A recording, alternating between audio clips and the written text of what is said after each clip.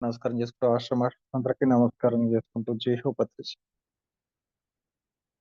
Life design and redesign. Okay. అసలు life design అంటే ఏంటి? లైఫ్ డిజైన్ అంటే ఇప్పుడు పర్టిక్యులర్‌గా మన ఆత్మ పుట్టినప్పటి నుంచి కూడా కొన్ని వందలు, వేల జన్మలు తీసుకుంటూ వస్తుంది. బానే ఉంది. ఈ డిజైన్ ఎక్కడ స్టార్ట్ అవుతది? ఈ లైఫ్ డిజైన్ ఎక్కడ స్టార్ట్ అవుతది? లాస్ట్ లైఫ్ నుంచి స్టార్ట్ అవుతది. లాస్ట్ లైఫ్‌లో నాకు ఏయైతే కోరికలు ఉండిపోయినాయో, నేను ఏదైతే నేర్చుకోలేకపోయానో, లేకపోతే నేనేదైతే అనుభవించలేకపోయానో, అయన్నీని దాన్ని బట్టి ఈ లైఫ్ డిజైనొచ్చింది నాకు. ఓకే. అర్థం కాకపోతే హ్యాండ్ రైజ్ చేయండి. ప్రాబ్లమ్ లేదు. కొద్దిగా క్రిటికల్‌గా ఉంటది సబ్జెక్ట్.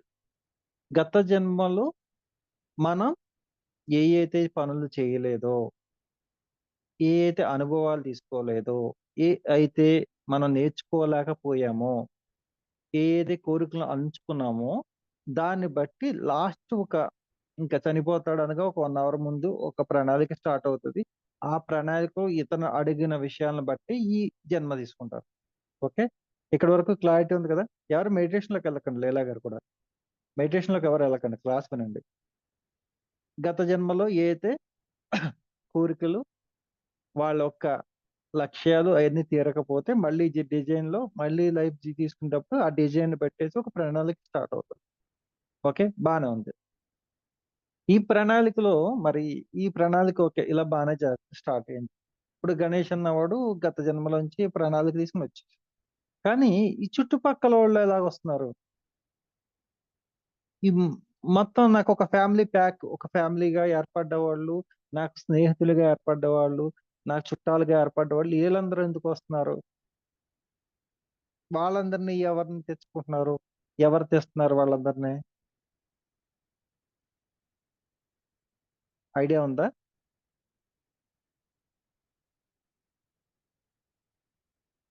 వాళ్ళని కూడా మనమే తీసుకొస్తున్నాం. వాళ్ళని ఎందుకు మనం తీసుకొస్తున్నాము అంటే, మనం కొన్ని విషయాలు నేర్చుకుంటానికి భూమి మీద వస్తున్నాం అని చెప్తున్నాం. భూమి మీద వస్తున్నప్పుడు ఏమవుతది అంటే, ఇప్పుడు పరశురామ్ గారు, నేను ఒక జన్మలో ఫ్రెండ్స్ అనుకోండి.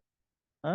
అప్పుడు ఏమవుతదంటే, కొన్ని విషయాలు ఆయన నాకు చెప్పలేకపోతాడు. ఏంటంటే, బాగా ఫ్రెండ్‌షిప్ కొద్దీ ఒరేయ్! నువ్వు ఇలా చేయకు, అలా చేయకు అని చెప్పలేకపోతాడు.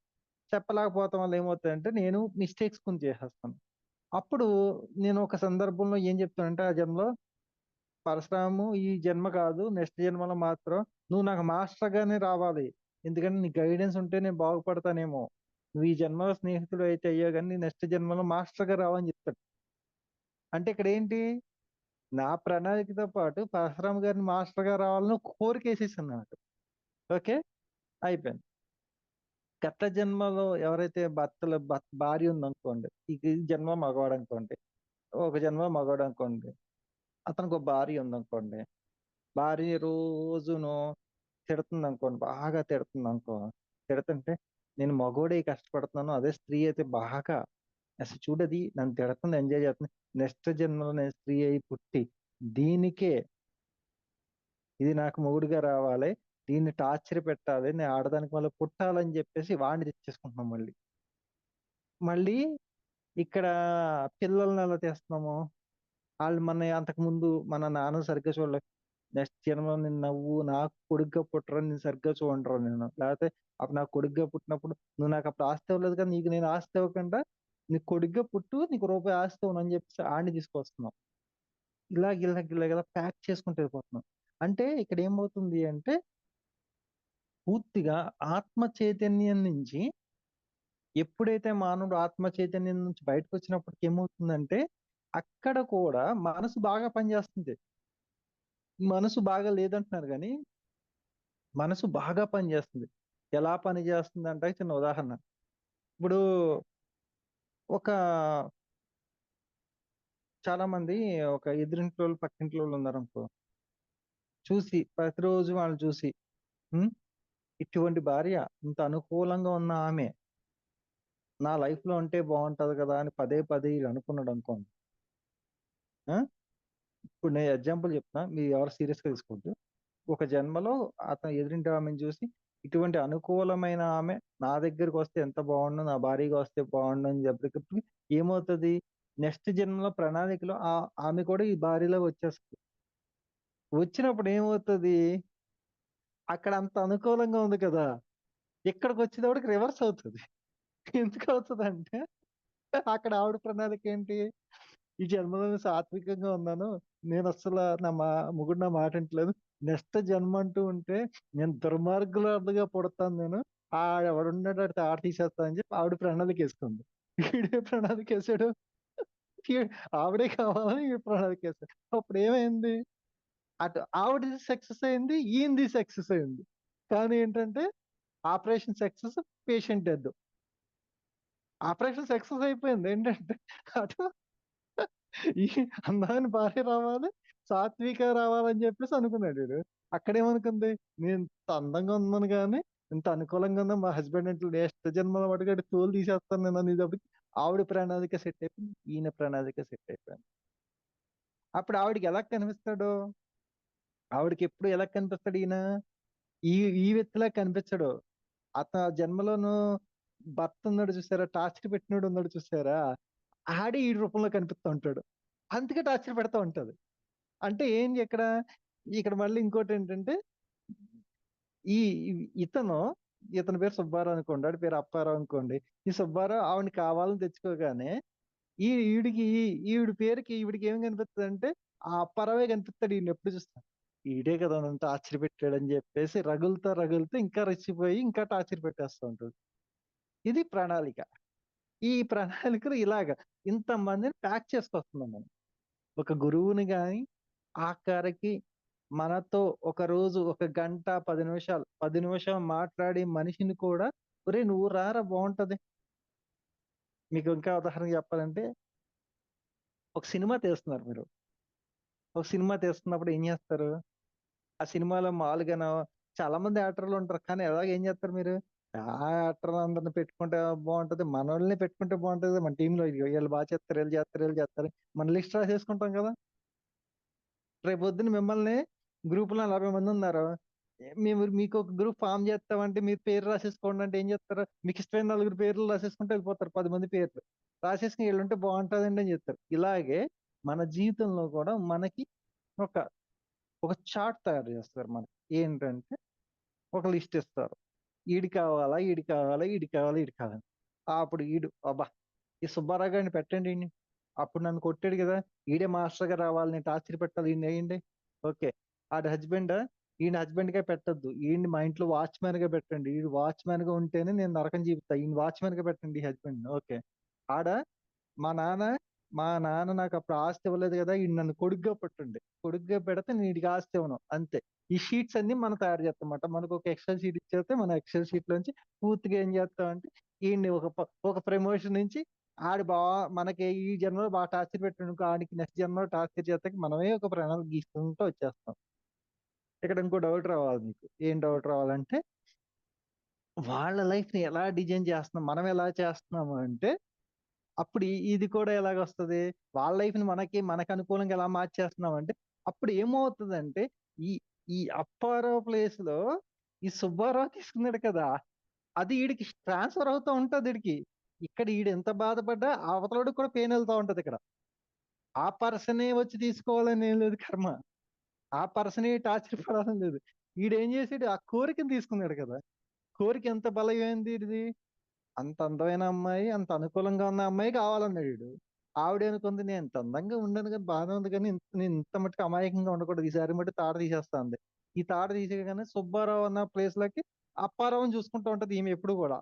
ఈ టార్చర్ ఎవరికి వెళ్తుంది, అప్పారావుకి వెళ్తుంది, సుబ్బారావుకి ఎందుకు వస్తుంది అంటే, పదే పదే పదే పదే ఏం చేసాడు వీడు, ప్రతి నిమిషం ఏం చేసాడంటే వీడి దగ్గర ఉన్న భార్యను చూడకుండా పక్కింట్లో భార్యను చూసి బాగుంటే బాగుంటది బాగుంటది. ఇప్పుడు ఈమె ఏమైపోతుంది, టార్చర్ పెట్టింది కదా ఈ జన్మలోను, పోన్లే ఈ జన్మలో నేను ఇంత టార్చర్ పెట్టాను కదా, వచ్చే జన్మలో మంచోడిగా అయి ఉంటాను, నేను మంచి భర్తలా ఉంటానంటే అప్పుడు అప్పుడు అప్పారావు ఏమవుతాడు, ఆడ జన్మ తీసుకుంటాడు, ఇటు మగ జన్మ తీసుకుంటాడు.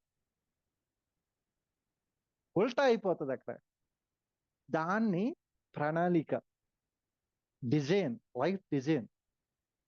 మనం ఒక్కళ్ళమే వస్తాము, మనం ఏదో ఇక్కడ ఉంటాం, సింగిల్ గా ఉంటాం, సింగిల్ గా వస్తాం, సింగిల్ గా వెళ్ళిపోతాం, ఇది కరెక్ట్. కానీ ఒక స్కెచ్ బార్డర్ గీస్తాం. అంటే ఉదాహరణకి ఎలా ఉంటదంటే, మన ఇంట్లో ఒక పెళ్లి జరుగుతున్నప్పుడు మనం ఏం చేస్తున్నాం? ఎవరైతే బ్యాండ్ ఎవరు బాగా వాయిస్తారు, మంత్రాలు ఎవరు బాగా చేస్తారు, వంటలు ఎవరు బాగా చేస్తారు, ఇవన్నీ ఒక డిజైన్ చేస్తున్నాం కదా. ఇలాగే లైఫ్ ను కూడా మనం పూర్తిగా ఒక మంచి ఫ్యామిలీ ప్యాక్ సినిమా లాగా డిజైన్ చేసుకుని ఇక్కడికి వస్తాం. డిజైన్ చేసుకొచ్చిన తర్వాత వాళ్ళు మన ఇబ్బంది పెట్టినప్పుడు కూడా మళ్ళీ మనకి ఒక్కోసారి అనిపిస్తుంది, ఏమో ఆడికి ఏ జన్మలో ఏది చేశానో, ఆడి ఈ జన్మలో తినేస్తున్నాడు నన్ను, అది ఇది అనిపిస్తుంది. ఇవన్నీ ఎందుకు అనిపిస్తాయి అంటే, మనకి పూర్తిగా మన కంట్రోల్ పూర్తిగా తప్పిపోయినప్పుడు. అంటే పూర్తిగా ఒక్కోసారి మనం ఇన్బెల్ట్ అయిపోతాం. మన ఇన్బెల్ట్ అంటే పూర్తిగా ట్రిగర్ ఎక్కువైపోయినప్పుడు ఏమవుతుందంటే, ఒక ప్రెజర్ కుక్కర్ లో ప్రెజర్ ఎక్కువైపోతే ఏమవుతుంది, తప్పమని పేలిపోతుంది. అలాగే ఏమైపోతుంది అంటే ఒకేసారి బరస్ట్ అయిపోతాం అన్నమాట. నేను ఇంక ఈ సంసారం చేయలేను, ఇతను మంచోడు కాదు, ఇతనితో నేను చేసి చేసి అలసిపోయిన బరస్ట్ అయిపోతాడు. ఈ బరస్ట్ అయిపోయినప్పుడు అనుకోకుండా కొన్ని మాటలు బయటకు వచ్చేస్తాయి. వచ్చినప్పుడు మాత్రమే అవతలోడు ఎప్పుడైతే రియలైజేషన్ అయ్యాడో, అవును నేను నిజమే కదా, ఇంత బాధ పెట్టాను కదా ఈ మనిషిని, ఆడు ఎప్పుడైతే పశ్చాత్తాపడ్డాడో, తర్వాత ఏళ్ళు పశ్చాత్తాపడ్డారో, అక్కడి నుంచి ఏమవుతుందంటే మళ్ళీ రీడిజైన్ జరుగుతూ ఉంటది. ఎలా రీడిజైన్ జరుగుతూ ఉంటది? ఇక్కడి నుంచి వీళ్ళ ఒక ట్రాక్ మారుతూ ఉంటుంది. ఎలా మారుతుంది, ఎందుకు మారుతుంది అంటే, పూర్తిగా వీళ్ళ పశ్చాత్తాపంలోకి వచ్చారు కదా ఇక్కడ. ఇక్కడ ఈవిడ బరస్ట్ అయిపోయింది, అక్కడ ఆయన రియలైజేషన్ అయ్యాడు. ఈ ఇద్దరిది ఎప్పుడైతే అయిపోయిందో అప్పుడు ఏమవుతుందంటే రీడిజైన్ జరుగుతుంది. రీడిజైన్ అంటే, సరే పోన్లే ఇప్పుడు దాకా తర్వాత ఇద్దరికి ఎలా వచ్చేస్తుంది, పోన్లే ఇంకా ఉన్నంత కాలంలో కొద్దిగా మంచిగా ఉందాం అని చెప్పేసి ఒక పశ్చాత్తాప భావం కలిగినప్పుడు మాత్రమే వీళ్ళిద్దరి దగ్గర ఉన్నది రిలీజ్ అయిపోతుంది ఎమోషన్స్. ఈ ఎమోషన్స్ రిలీజ్ అయినప్పుడు మాత్రమే వీళ్ళిద్దరూ సత్యంగా ఉంటారు, కరెక్ట్ గా ఉంటారు. ఇది ఒక ప్రణాళిక. రెండో ప్రణాళిక, ఈ ఎవరినైతే మనం తెచ్చుకున్నామో ఎవరినైతే తెచ్చుకున్నామో, ఇప్పుడు ఉదాహరణకి, ఇప్పుడు మనకి ఒక ఫ్రెండ్ ఉన్నాడు. ఓకే, ఒక ఫ్రెండ్ ఉన్నాడు, ఆడి పేరు ఒక ఏదో పేరు, ఒక ఫ్రెండ్ ఉన్నాడు ఆడు. ఆ ఫ్రెండ్ నాకు ఈ జన్మలో కావాలన్నాను. కావాలని ఆడికి జన్మ తీసుకుంటూ ఇష్టం లేదు.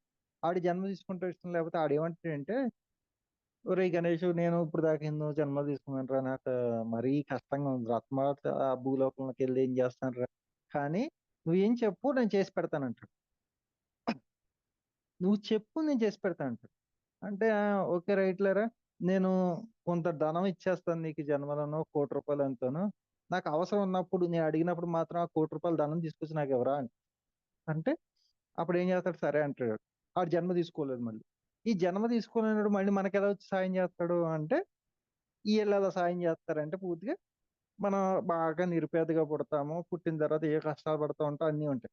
చివరికి వచ్చేటప్పటికి మనకి ఎప్పుడో కర్మలపై ఒక లాటరీ టికెట్ కొన్నప్పుడు మన పక్కన ఒకడు ఉంటాడు మరి, ఆ టికెట్ కన్నా ఇంకో టికెట్ ఉంది చూడు, అది తీసుకో బాగుంటది అంటాడు. ఆడెవడు, ఆ రమేష్ గడే. ఈడెవడో బాగానే ఉన్నాడు కదా, నాకన్నా తెంగరోడ్లో ఉన్నాడు, ఆడే కొనుక్కోవచ్చు కదా, నేను నన్ను కొనమని చెప్తున్నాడు, పోన్లే పోతే పోయింది ₹10 కదా అని ఈడు కొంటాడు. కొనగానే నిజంగా ₹1,00,00,000 వీడికి వచ్చేస్తాయి. అలా జరగచ్చు. లేకపోతే ఇన్ కేసు ఈడు ఎప్పుడైతే ఎక్కడన్నా ఒక ఇల్లు కొన్నప్పుడు ఆడికి ఎక్కడ లంకి బిందులు దొరకచ్చు. లేకపోతే ఇన్ కేసు ఏంటంటే, ఎవరన్నా వీడికి ఎప్పుడో దూర బంధువు ఎవడో చనిపోయినప్పుడు మొత్తం అంతా ఆస్తి అంతా వీడి పేరు మీద రాసిచ్చు. వీడి పేరు మీద ఎందుకు రాస్తాడంటే, ఈ రమేష్ గారు ఏం చేస్తాడంటే ఆడిని టార్చర్ పెడతాడు. ఆడు మంచం మీద ఉన్నప్పుడు వెళ్ళిపోయి, నిన్ను అసలా నేను ఎవడో పట్టించుకోదు, నీ కొడుకులు ఎవడో పట్టించుకోదు, కానీ నీ అన్న కొడుకు ఎవడో ఉన్నాడు చూడు, ఆడు మనోడు చాలా మంచోడు, ఆడికి రాసే అని టార్చర్ పెడతా ఉంటాడు. టార్చర్ ఎలా పెడతాడంటే, ఎలా పెట్టిస్తాడు, వాళ్ళ భార్య రూపంలో పెట్టిస్తాడు. మనకి పిల్లలు లేకపోయినా పర్వాలేదు, ఆడు ఇప్పుడు ఇంత అన్నం పెట్టాడు మనకి, ఆడికే రాసే అని ఒక భావన క్రియేట్ చేసేవాడికి, వాడు ఎవడ ఆస్తిపరుడు ఉన్నాడు, ఆడి తెలియకుండా వీళ్ళనామో ఈడి పేరు మీద రాసేస్తాడు. రాసినప్పుడు ఇదంతా చేసింది ఎవడో, రమేష్ గడు చేశాడు. రమేష్ గడు ఏంటి, గత జన్మలో మనకు మాట ఇచ్చాడు కదా, ఆ డబ్బులు ఈ రూపంలో పంపించాడు. అది విషయం. ఓకే, ఇది ఇలా జరుగుతుంది. ఇంకోటి ఏం జరుగుతుంది అంటే, పగ. పూర్తిగా పగల పెడతాయి. గత జన్మలో మర్డర్ చేసి వచ్చేసాం. మర్డర్ చేసేసాం. మర్డర్ చేసి వచ్చేసినప్పుడు అది మన పోనీ ఆ జన్మలో మనం ఏ కోర్టు ఎవడ పోలీసోడు పట్టుకోలేడు. ఎవడు ఏం చేయలేదు. బానే వచ్చేసాం. మళ్ళీ ఈ జన్మకి వచ్చేసాం. ఆ మర్డర్ కేస్‌ని ఎలా సాల్వ్ చేస్తారు ఈళ్ళు?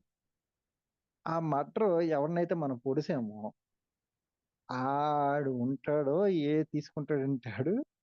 ఈ జన్మలో మనకి హైయర్ అఫీషియల్‌గా తీసుకుంటాడు ఆడు జన్మ. మనని ఎక్కువగా మనని తొక్కేస్తాకి ఏదైతే స్థానం ఉందో అదే తీసుకుంటాడు. ఆడేం చేస్తాడు ఎందుకంటే ఇది ఎలా జరుగుతదంటే పాజిబుల్. ఇప్పుడు ఈ గణేష్ గాడు ఉన్నాడు చూడండి. ఆడే నన్ను ఇలా కత్తి పెట్టేసి 4 సార్లు టపా టపా పొడిసేసాడు. కానీ పొడను. ఆడు చాలా తప్పు చేసాడు. ఆడిని నేను పొడను. కానీ ఆడి జీవితాన్ని పాడు చేసేస్తాకి నాకు పూర్తి ఛాన్సెస్ నాకివ్వండి. పూర్తి రైట్స్ నాకివ్వండి. This site belongs to my under control అన్న టైప్‌లో ఆడి లైఫ్ అంతా నా కంట్రోల్‌లోకి ఇచ్చేయండి అని చెప్పేసి తీసుకుంటాడు. అది ఎవరైనా అవ్వచ్చు. ఈడు స్త్రీగా పుడితే భర్త అవ్వచ్చు, లేతే భార్య అవ్వచ్చు, లేతే నాన్న అవ్వచ్చు, అన్నయ్య అవ్వచ్చు, తమ్ముడు అవ్వచ్చు. ఆడు గుచ్చుతానే ఉంటాడు మాట. ఇంకా పొడుత్తానే ఉంటాడు. ఇంకేం కత్తి ఘాటు కన్నా పదునుగా పొడుస్తుంటాడు మాటలతో. ఇంక ఈ జీవితం ఏ జన్మలో ఏ పాపం చేశానన్న బాధతో ఈడు ఉండిపోతాడు గానీ చెప్పలేడు, కక్కలేడు. అంటే ఆడిని ఎప్పుడైతే చంపారో ఈ జన్మలో వాళ్ళేంటంటే ఫుల్ కంట్రోల్ తీసేసుకుంటారు. ఆ ఫుల్ కంట్రోల్ తీసుకొని రోజు పొడుత్తా మాట్లాడతారు. అసలేం అక్కర్లేదు. ఈళ్ళకి కనిపిస్తే స్టార్ట్ చేసేస్తారు పొడుత్తు. నువ్వు ఇలాగన్నావు, అలాగన్నావు, ఇలాగన్నావు. ఏంటంటే నువ్వు ఎప్పుడైతే గత జన్మలో బాగా 3 సార్లు పొడిచావో ఆడి జీవితం అంతా పొడుస్తాకి వస్తాడు. ఇది తర్వాత లాజిక్. ఇంకోటేంటి అంటే ప్రేమ. ప్రేమ. మంచి పాయింట్. ఈ ఇప్పుడు అంటే మీరెవరు చెప్పలేరేమో గాని అంటే కంపల్సరీ ప్రతి ఒక్కళ్ళు లైఫ్‌లో మంచి వయసులో ఉన్నప్పుడు అనుకోకుండా ప్రేమలో పడతారు. కంపల్సరీ పడతారు. ఎవరన్నా పడతారు. చెప్పినా చెప్పమే సత్యం. ఓకే. బ్రేకప్స్ జరుగుతాయి. పెళ్లి దాకా వస్తాయి. లేతే బ్రేకప్ అయిపోతే, లేతే ఈళ్ళు వాడేసుకొని ఎళ్ళిపోయారంటారు. లేకపోతే ఈళ్ళు మోసం చేసి ఎళ్ళిపోయారంటారు. లేతే ఏదో చేసేసారు, ఏదో చేసేసారు అని చెప్పి సినిమాల్లో జరిపిన స్టోరీలన్నీ కూడా మన లైఫ్‌లో కూడా జరుగుతాయి. ఈళ్ళెవరు? ఒక ఒక అబ్బాయి విషయంలో ఒక అమ్మాయి అలా చేసింది. అసలు ఈ అబ్బాయికి, ఈ అమ్మాయికి డిజైన్ ఏంటసల? గత జన్మలో ఈడు అదే పని చేసొచ్చాడు. పూర్తిగా నమ్మిచ్చేసి, ఇంక నేను పెళ్లి చేసేసుకుంటా, పెళ్లి చేసేసుకుంటా. ఇంక నువ్వు లేకపోతే నేను చచ్చిపోతాను. అది ఇది అని చెప్పి చివరికి ఆ అమ్మాయిని చనిపోయే పరిస్థితి దాకా తీసుకొచ్చేసి ఈడు ఇంకో పెళ్లి చేసుకొచ్చేసినాడు ఈడు. సేమ్ అదే రిపీట్ చేస్తది మళ్ళీ. ఎలాగంటే మామూలుగా కాదు. ఇంకా పూర్తిగా ఆడి జీవితం సత్యనాశనం అయిపోయేదాకా కూడా ప్రయత్నిస్తా ఉంటాడు. ఆ అమ్మాయికి కూడా తెలీదు. ఆ అమ్మాయికి ఎంతవరకు తెలీదంటే, ఆ అమ్మాయికి పూర్తి స్వచ్ఛంగానే ప్రేమిస్తది. స్వచ్ఛంగానే ప్రేమిస్తది. కానీ అది పూర్తిగా ఎక్కడవుతది సంపూర్ణంగా అవతలోడు ప్రేమగా దిగిపోయిన తర్వాత, వాడు నిజంగా ఈ అమ్మాయి లేకపోతే చనిపోతాడు అన్న స్థితికి తీసుకొచ్చిన తర్వాత ట్రిగ్గర్ స్టార్ట్ చేస్తది. అప్పుడుకప్పుడు ఆటోమేటిక్‌గా ఈ అమ్మాయి మైండ్ చేంజ్ అయిపోయి, నాకు ఈడంటే ఇష్టం లేదు. నేను బ్రేకప్ చెప్పేత్తాను. వేరే వాడితో చేసుకొని అమెరికా ఎళ్ళిపోతాను. ఇది బ్రేకప్స్. తర్వాత బంధువులతో గొడవలు ఎలాగొస్తాయి? అసలు బంధువులకి, మనకి గొడవలు ఎలాగొస్తాయి? ఈ బంధువులందరూ ఎవరు?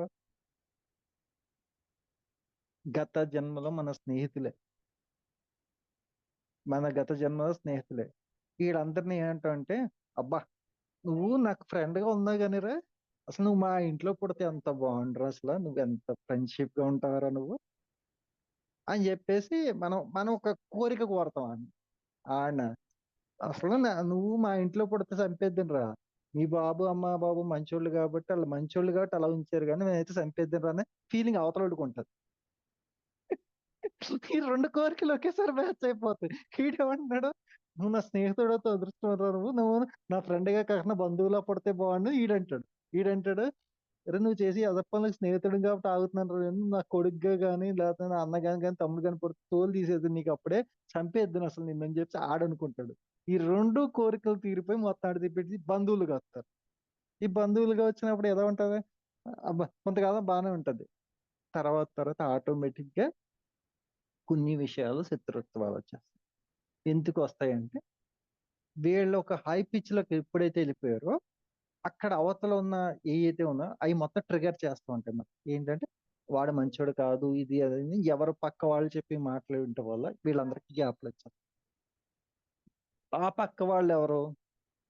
గత జన్మలో మనం ఎవరికైతే గొడవలు పెట్టామో వాళ్ళే ఇక్కడికి వస్తారు మళ్ళీ.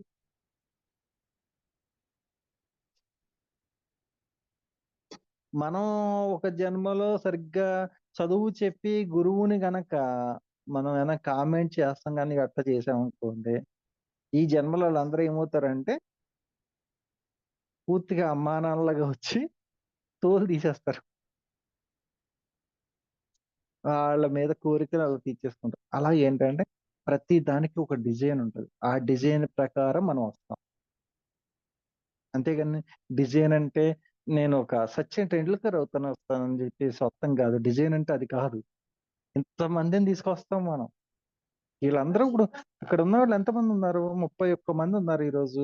ఈ 31 మందికి ఈ క్లాస్ లో ఈ సబ్జెక్ట్ ఇని అవసరం ఉంది కాబట్టి వచ్చారు వీళ్ళు. ఇది కూడా ఒక డిజైనే. అంటే ఈ మేము మర్చిపోయాము, ఎప్పుడప్పుడు చెప్పరా బాబు అని చెప్పి నన్ను తెచ్చుకున్నారు మీరందరూ. మేము ఎప్పుడైతే మర్చిపోయావో కొన్ని విషయాలు, అప్పుడు నువ్వన్నా వచ్చి చెప్పరా బాబు మాకు గుర్తుండవరా అని చెప్పేసి అనుకున్నాం వల్ల నేను వచ్చి చెప్పాను. ఇది కూడా ఒక డిజైన్. ఇది డిజైన్. ఓకే. రీడిజైన్ ఎలా చేయాలి? ఇక్కడ వరకు అందరికి క్లియారిటీ వచ్చిందా? క్లియర్ అయిందా? ఓకే. ఓకే. రీడిజైన్ ఎలా చేయాలి? మళ్ళీ ఎక్కడి నుంచి చెప్తాను నేను? ఒక అందమైన అమ్మాయి ఎదురింట్లో ఉంది, అక్కడి నుంచి చెప్పుకొస్తా. మళ్ళీ మీకు అర్థం కావాలిగా, మళ్ళీ దీన్నే మళ్ళీ తిరిగేసి చెప్తా. ఒక అందమైన అమ్మాయి, అనుకూలంగా ఉన్న అమ్మాయి కావాలి అని చెప్పి అనుకున్నాడు కదా. అప్పుడు ఈ దగ్గరకు వచ్చింది ఆ అమ్మాయి. వచ్చేటప్పటికి ఏమైంది? పెద్ద రాక్షసిలా మారిపోయింది కదా. ఇప్పుడు ఏం చెప్పాలంటే ప్రతిసారి ధ్యానం చేసుకున్నప్పుడల్లా, అబ్బా నువ్వు నిజంగా అందగత్తివే అసలు. నువ్వు తిడుతున్నావు చూసి ఎంత బ్రహ్మాండంగా తిడుతున్నావు, నువ్వు అసలు నువ్వు ఎంత ప్రేమను చూపిస్తున్నావు నాకు అని చెప్పేసి పూర్తిగా మనసులో అవన్నీ చెప్పుకుంటా, I'm sorry, please forgive me, thank you, I love you పూర్తిగా చెప్పుకోవాలి. నన్ను క్షమించు, నేను చేసిన తప్పులు ఏమైనా ఉంటే క్షమించు క్షమించు అని చెప్పుకోవాలి. ఇది ఎప్పుడైతే పదే పదే చెప్పుకుంటా ఉన్నారో వాళ్ళ దగ్గరగా ఉన్నప్పుడు ఇంకా ఎక్కువ చెప్పుకోవాలి. మనసులో ధ్యానం చేస్తాం. ఏంటంటే నా ద్వారా జరిగిన తప్పు ఎప్పుడు కూడా గుర్తుపెట్టుకోండి.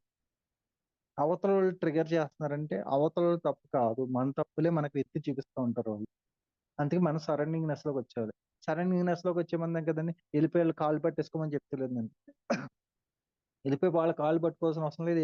మనసులో మీరు చెప్పుకుంటే ఓకే రైట్, నీ వల్ల నేను ఈ జన్మలో బాగా నేర్చుకున్నాను, చాలా విషయాలు తెలియని విషయాలు చెప్పాను, ఓకే రైట్, కానీ నీతో నేను ఇంకా ప్రేమగా ఉందాం అనుకుంటున్నాను, ఇంకా మంచి జీవితం అనుభవించాలనుకుంటున్నాను, okay thank you, I love you, please forgive me, I'm sorry. ఇది పదే పదే మనస్ఫూర్తిగా చెప్పుకుంటా. మన తెలుగులో చెప్పాలంటే నేను చేసిన తప్పులన్నిటినీ ఒప్పుకుంటున్నాను, మనస వాచ కర్మ నన్ను క్షమించు, నీతో నేను ప్రేమ పూర్తిగా కలిసి ఉందాం అనుకుంటున్నాను. ఇది ఎప్పుడైతే పదే పదే చెప్పారో ఇప్పుడు ఆ ఎదురింటి ఆవిడ వచ్చింది కదా, అప్పుడు ఏమవుతుందంటే ఓకే, అంత కఠినంగా ఉన్న దాన్ని కూడా ఆటోమేటిక్ గా కరిగిపోయి కొద్దిగా ఇతను మాట ఇంటలోకి మెల్లిగా వస్తుంది. ఓకే, ఇది ఫస్ట్ పాయింట్. తర్వాత స్నేహితుల ద్వారా వచ్చి కూడా అంతే. స్నేహితుల ద్వారా వాళ్ళు మన ట్రిగర్ చేస్తున్నారంటే అసలు మూలం ఎక్కడుందో పట్టుకోవాలి.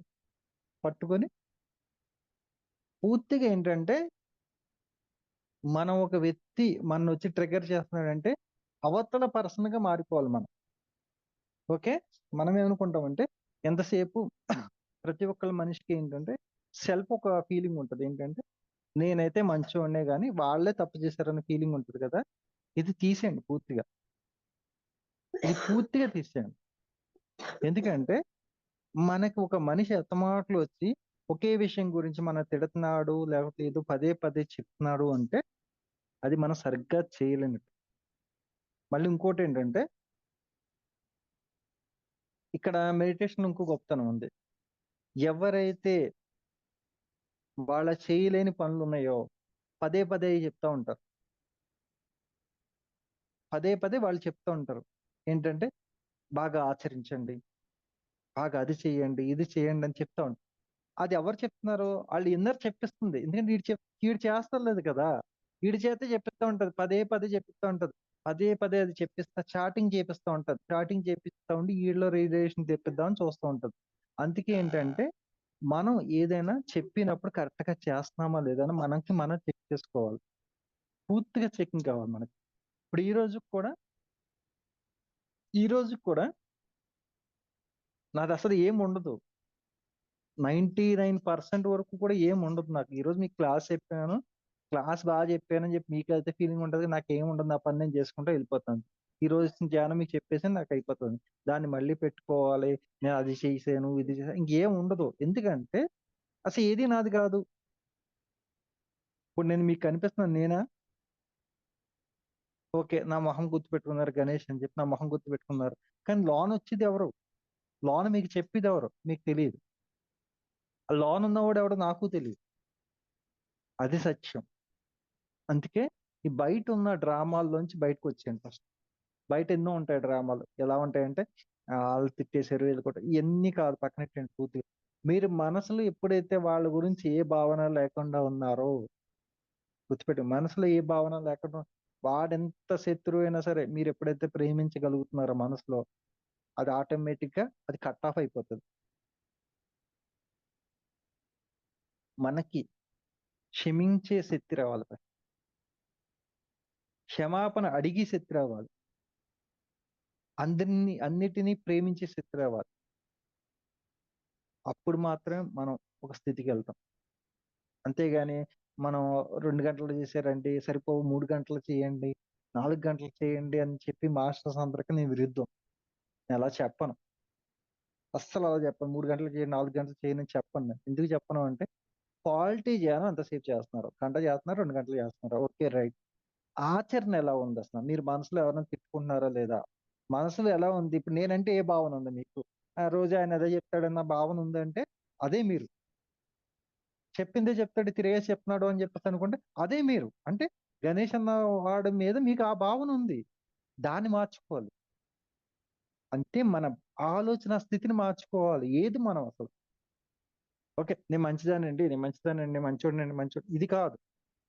ఎవరైనా, ఎవరైనా ఒక ఆవిడొచ్చి మీకు కారు కొనుక్కుందామండి, ఇల్లు కొనుక్కుందామండి అంటే, ఇది కొద్దిగా బిల్డప్ ఎక్కువొస్తుంది.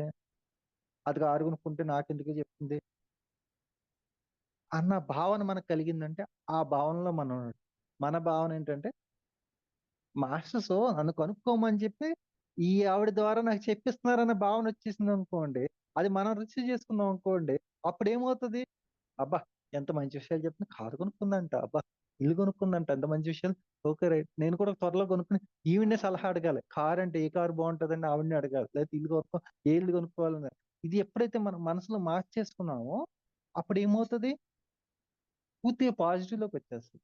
మనకేమైపోయిందంటే గమ్మున ఎవరైనా వచ్చి మంచి విషయం చెప్తే మనకు నచ్చదు. మంచి విషయం అంటే నేను హారం కొనుక్కున్నాను. ఓకే. నేను బంగారం కొనుక్కున్నాను. నేను ఇల్లు కొనుక్కున్నాను. ఈ మంచి విషయాలు చెప్తే మనకేమనిపిస్తదంటే ఆవిడకేదో గొప్ప కోసం చెప్తుంది. మాకు లేదని చెప్పి ఆవిడ బిల్డప్ ఇస్తున్నాను.